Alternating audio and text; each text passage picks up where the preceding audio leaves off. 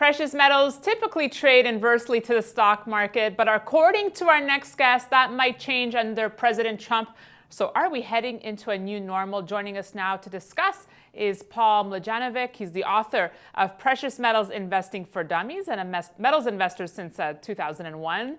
Paul, thanks so much for joining us. Oh, it's a pleasure to be on. And I think that's a great question, by the way, out of the starting gate. I think it will be a new environment for gold and silver and for people to be bullish and for different reasons than are often cited in the past. Yeah, well, we're going to dive into that. We're seeing U.S. equities hitting record highs this year. The stock market, as you've said, usually trades inversely to gold. But you think under this new presidency, that might all change. Explain.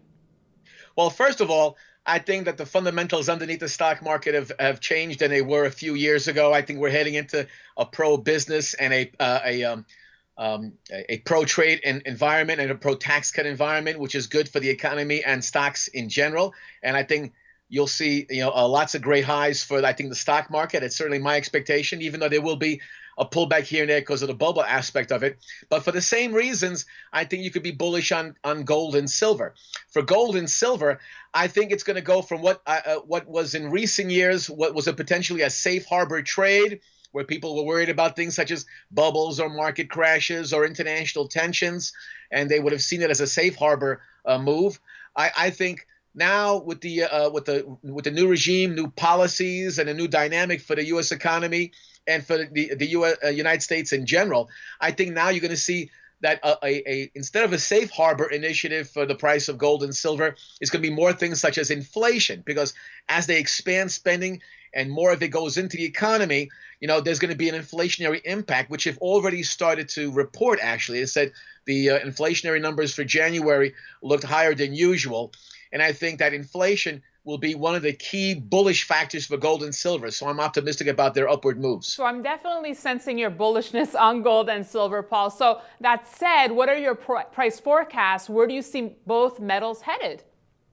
Well, first of all, obviously being a bull, I see them zigzagging upward because you know how these things go, the volatility, etc. But I think that silver, has a strong opportunity to be around 25 by the end of 2017. And I think it's I don't even know why it's a forecast for me. I mean, because I'm not putting my neck on the line. I think you'll probably see gold go north of 1,300 this year. And I think that long term, I think the prices will be even higher. So I see them really zigzagging upward for a lot of factors. So yes, I'm definitely bullish on them in the next few years. Do you also like the mining stocks, Paul? Oh, no, absolutely.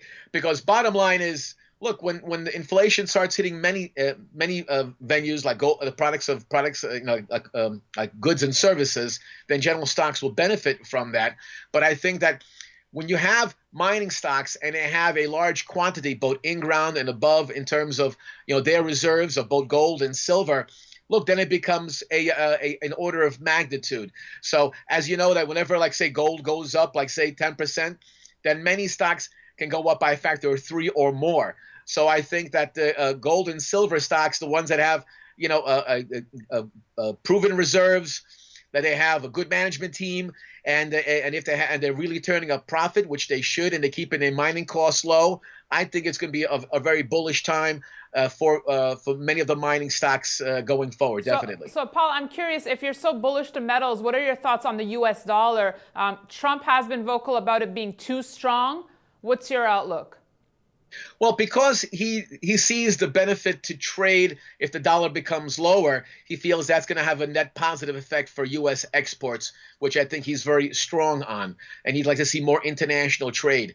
And so, therefore, whether we're talking about from a monetary or a fiscal perspective, you're going to see more dollars out there, which end up weakening it, actually. Because, again, the more dollars you have, the weaker they're going to be. And plus, as some of them start to move away from the stock market and some of these other realms like bonds, etc., a lot of that money is going to be repatriated, headed back into the United States. So then you're going to start seeing consumer inflation versus what you've seen in recent years, which was asset inflation. To a great extent, assets like the stock market was up because of asset inflation, not so much because of a great deal of appreciation. But with dollars now migrating to other venues like goods and services, that means inflation. So now this is why gold and silver have that as a bullish factor when we're talking about the inflationary pressures that are now happening and soon to keep on coming in. All right, Paul, just to wrap, you obviously wrote a book geared to beginners in the precious metals space. So I need to ask you, what's your number one piece of advice you would give to someone entering the precious metals world here? Well, for me, I'm a certified financial planner. And it's interesting to me how many people out there don't see that there is a financial need to have physical gold and physical silver as a consideration for part of their portfolio. Most financial planners out there don't like gold and silver, so I'm a rarity. But to me, many people out there understand diversification when it comes to having stocks and bonds and cash and mutual funds and so forth, but they don't understand that those are all paper assets. And gold and silver as physical assets are uniquely different from paper assets, so they become a better diversification in the case of crises that might happen with paper assets, like such as a bond crisis, etc., which I think will unfold the next few years. So what I tell beginners is, look, start off small. Start off getting bullion coins like silver eagles or gold eagles or Canadian maple leafs to a small extent. So you start having true diversification, making sure that metals are part of your overall portfolio so you're safer and you remove things like counterparty risk and also have an inflation hedge in addition to the rest of your strategies with the rest of your finances. All right, Paul, thanks so much for your thoughts. Thank you kindly for having me. And thank you for watching. Be sure to catch all our coverage from the BMO Metals and Mining Conference. It's coming up soon. Thanks for watching.